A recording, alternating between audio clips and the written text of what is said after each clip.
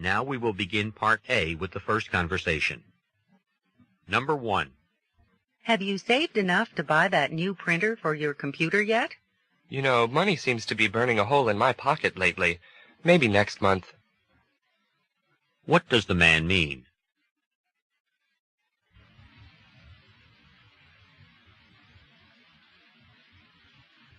Number 2.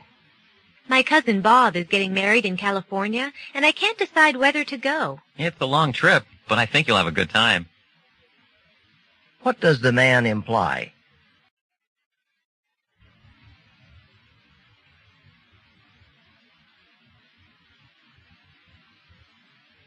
Number 3. Excuse me, could you bring me a glass of water, please? Sorry, but I'm not a waiter. What does the man mean?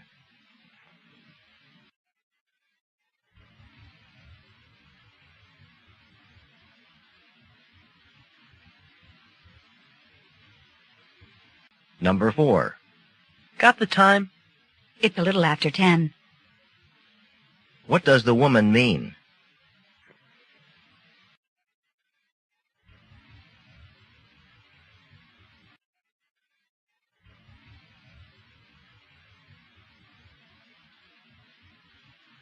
Number 5.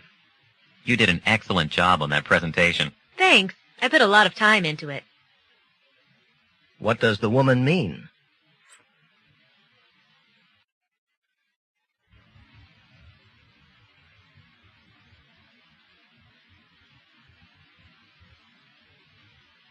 Number 6. Are you ready to go jogging? Almost. I have to warm up first. What does the woman mean?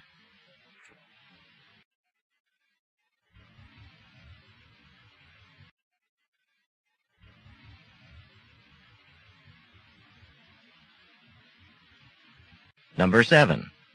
I've been calling David for the past half hour, but I keep getting a busy signal. Well, if you don't get him soon, we'll just have to go to the movies without him. Why are the women trying to call David?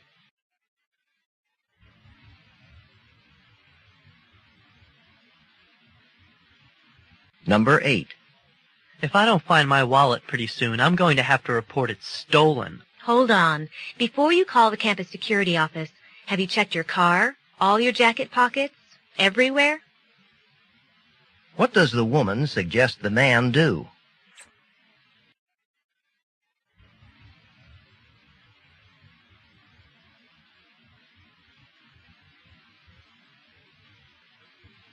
Number 9.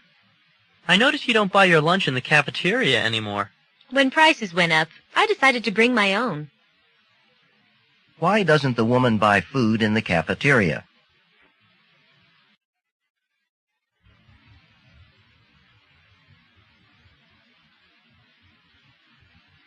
Number 10.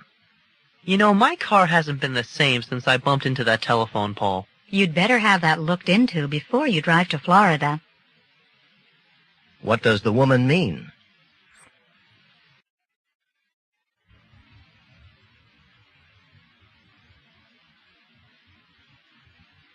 Number 11.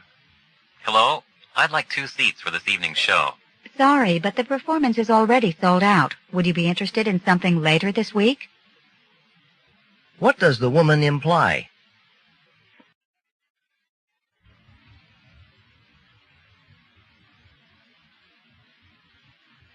Number 12. That leaky faucet is starting to get to me. What should we do about it? What does the woman want to know?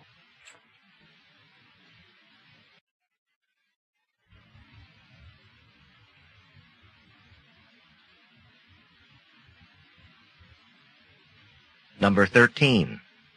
Could you please tell me where to find running shoes? Yes, they'd be on the 2nd floor in sporting goods.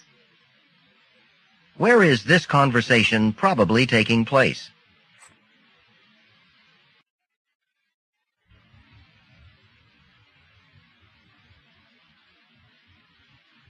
Number 14. Mary, did you drop off the roll of film for developing? No, I got Susan to do it. What happened to the roll of film?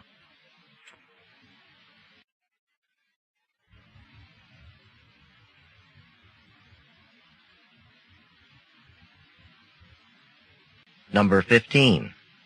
The floor is awfully wet. What happened? No sooner had I gotten into the shower than the phone rang. What does the man imply?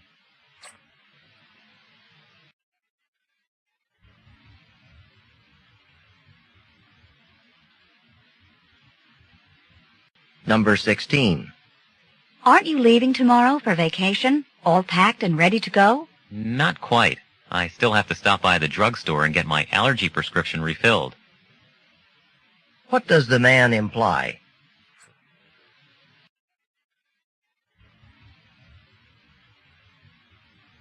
Number 17. It's so mild today. Want to go for a bike ride after your last class? What's the latest we could start? My last class is a chem lab, and it often runs late. What does the woman mean?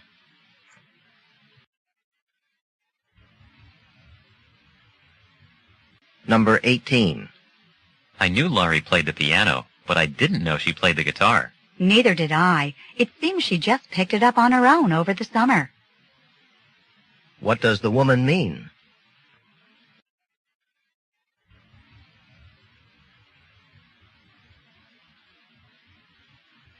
Number 19. I heard that Parker Electronics is going to be holding interviews on campus next week. Yeah? What day? I'd like to talk to them and drop off my resume. What does the woman want to do?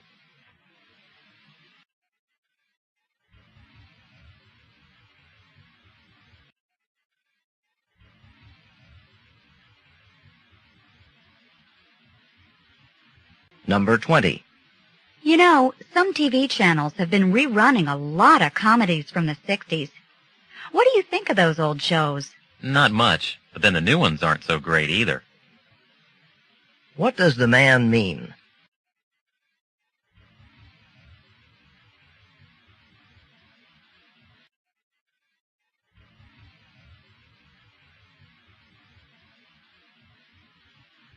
Number 21. Janet, here's the book you loaned me, but I'm a bit embarrassed. I can't seem to find the jacket for it. I would have never even noticed. You're one of the few people who actually returns books to me. What can be inferred from the conversation?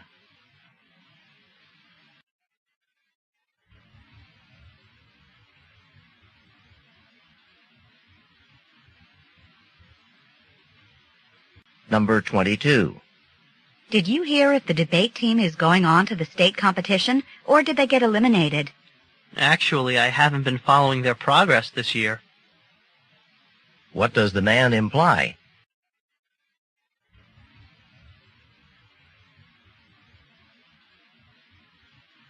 Number 23. I want to take comparative anatomy this year, but according to the requirements, I have to have taken the introductory biology course first. Ask the professor if he can take them simultaneously. All he can do is say no. What does the woman suggest the man do?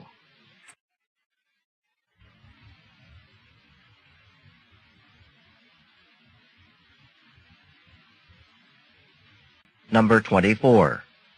If I can get Brian to pay back the money I lent him last week, I could get that new tennis racket. I hope you have better luck than I did. What does the woman imply?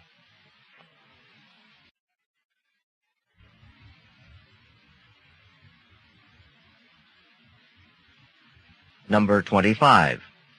I hear you're quite proficient on the violin. I'm pretty rusty after all these years. What does the man mean?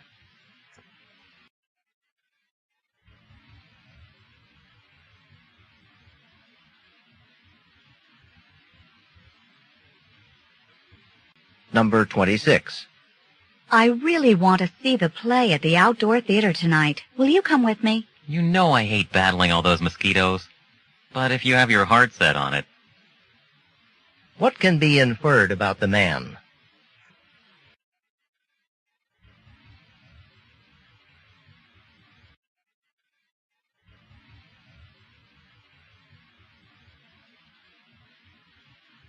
Number 27.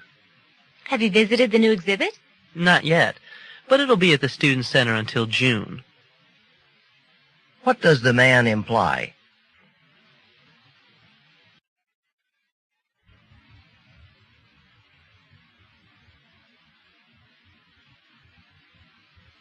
Number 8. I have to be at the dentist at 7:30 tomorrow morning. Then you won't miss any classes. What does the woman imply?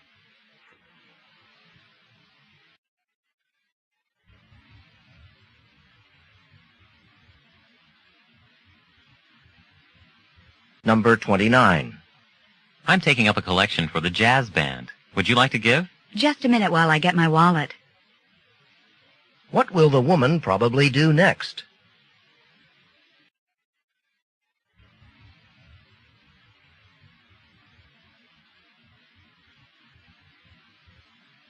Number 30.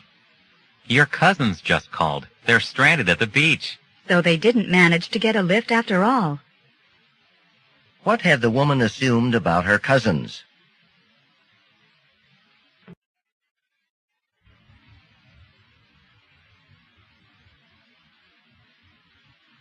This is the end of Part A. Go on to the next page.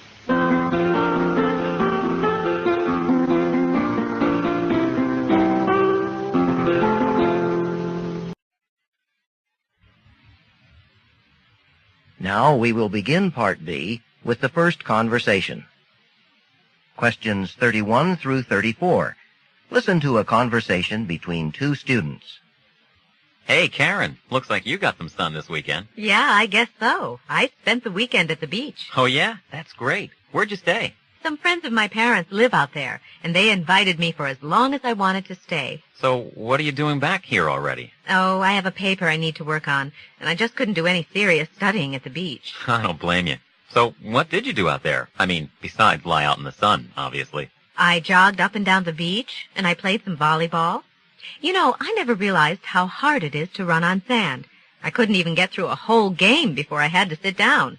It's much easier to run in the wet sand near the water. Not to mention cooler. Did you go swimming? I wanted to, but they said the water isn't warm enough for that until a couple of months from now, so I just waded in up to my knees. It all sounds so relaxing. I wish I could get away to the beach like that. It looks like you could use it. Don't tell me you spent the weekend in the library again. Number 31. How did the woman spend last weekend?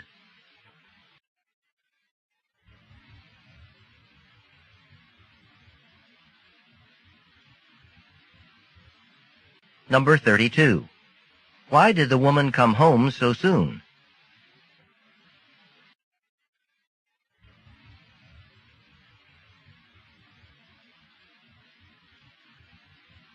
Number 33.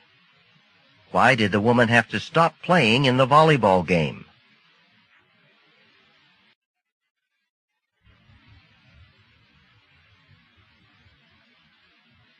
Number 34. Why didn't the woman go swimming?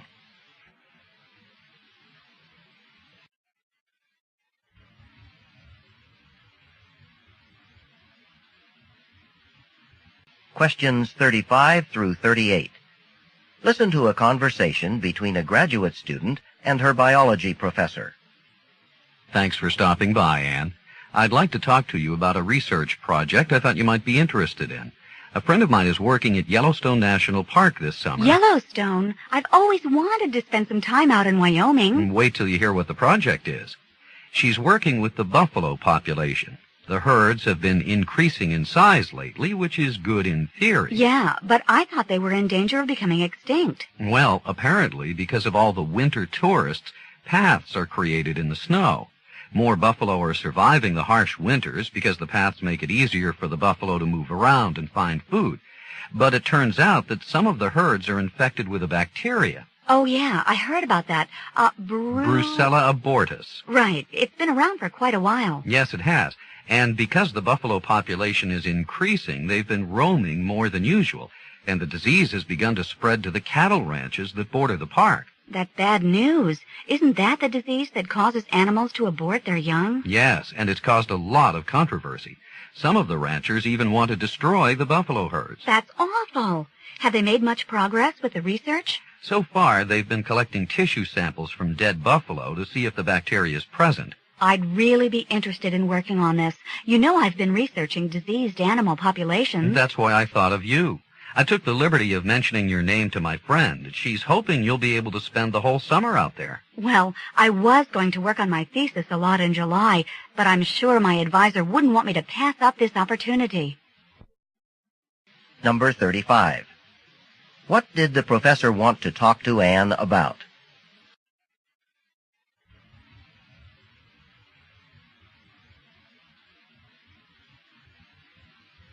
Number 36. According to the professor, why is the buffalo population increasing?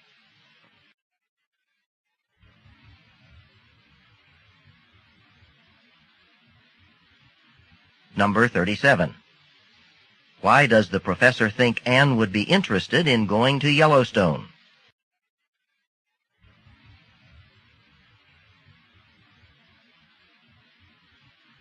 Number 38. How will Anne probably spend the summer?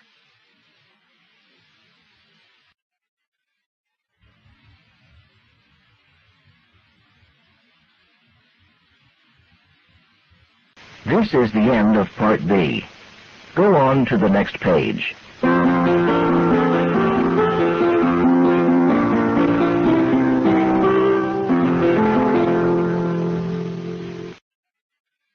Now we will begin Part C with the first talk.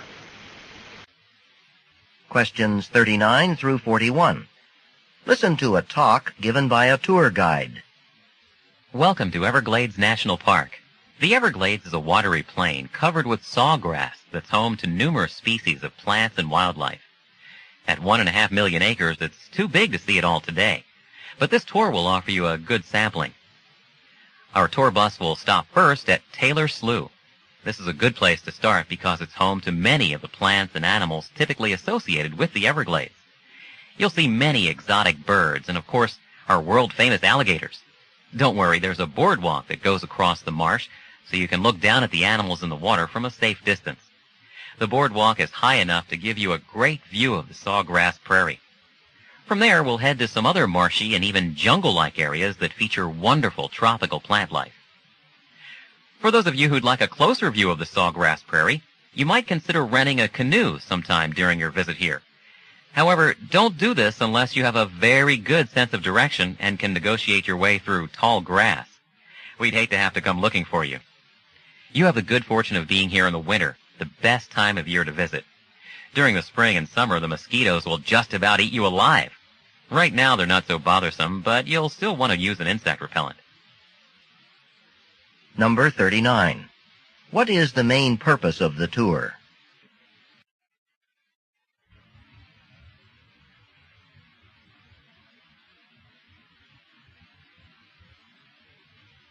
Number 40. What does the speaker imply about paddling across the water in a canoe?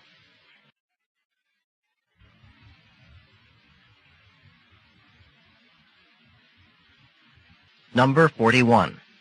Why is it good to visit the Everglades in the winter?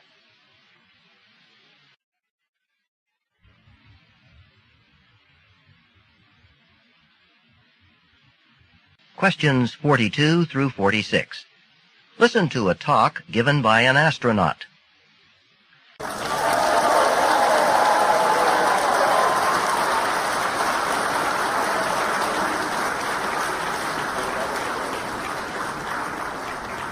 Thank you. It's great to see so many of you interested in this series on survival in outer space. Please excuse the cameras. We're being videotaped for the local TV stations. Tonight I'm going to talk about the most basic aspect of survival, the spacesuit. When most of you imagine an astronaut, that's probably the first thing that comes to mind, right? Well, without spacesuits, it would not be possible for us to outer space. Please excuse the cameras. We're being videotaped for the local TV stations. Tonight I'm going to talk about the most basic aspect of survival, the spacesuit. When most of you imagine an astronaut, that's probably the first thing that comes to mind, right?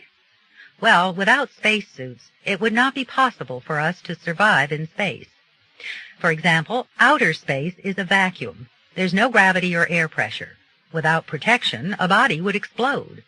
What's more, we'd cook in the sun or freeze in the shade, with temperatures ranging from a toasty 300 degrees above to a cool 300 degrees below 0 Fahrenheit. The spacesuit that NASA has developed is truly a marvel. This photo enlargement here is a life-size image of an actual spacesuit worn by astronauts on the last space shuttle mission. This part is the torso. It's made of 7 extremely durable layers. This thick insulation protects against temperature extremes and radiation. Next is what they call a bladder of oxygen. That's an inflatable sac filled with oxygen to simulate atmospheric pressure. This bladder presses against the body with the same force as the Earth's atmosphere at sea level. The innermost layers provide liquid cooling and ventilation. Despite all the layers, the suit is flexible, allowing free movement so we can work. Another really sophisticated part of the spacesuit is the helmet. I brought one along to show you. Can I have a volunteer come and demonstrate? Number 42. What is the speaker's main purpose?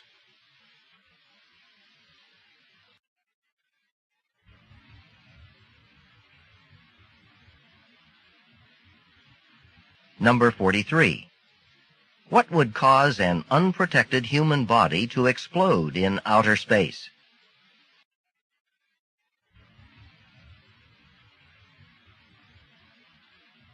Number 44.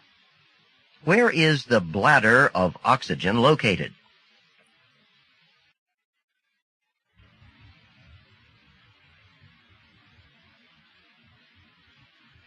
Number 45. What does the speaker show the audience as she describes the main part of the spacesuit?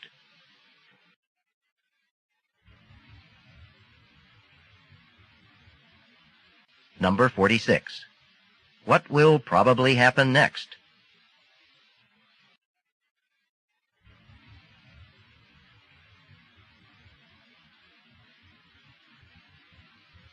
Questions 47 through 50.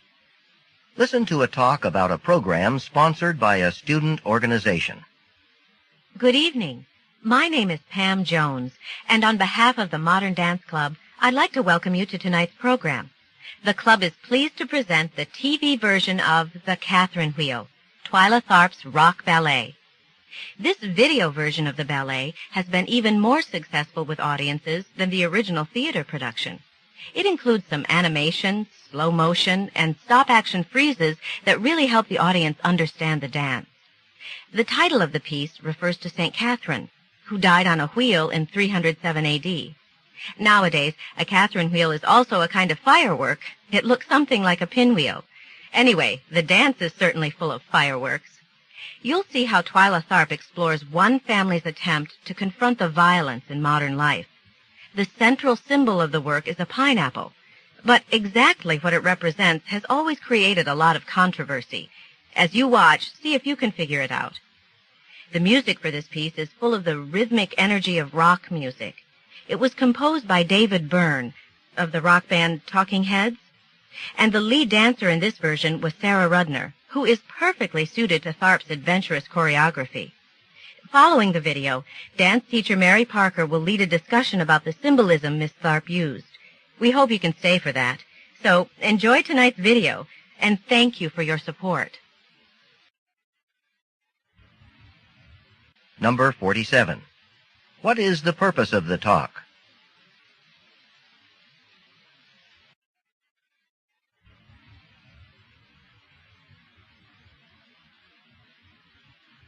Number 48. Why was the video version of the dance more successful than the theater production?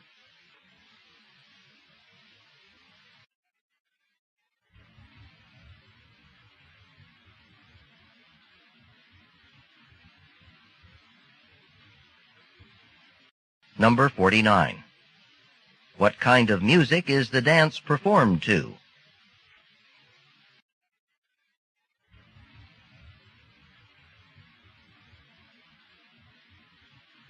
Number 50. What will probably be included in the discussion after the program?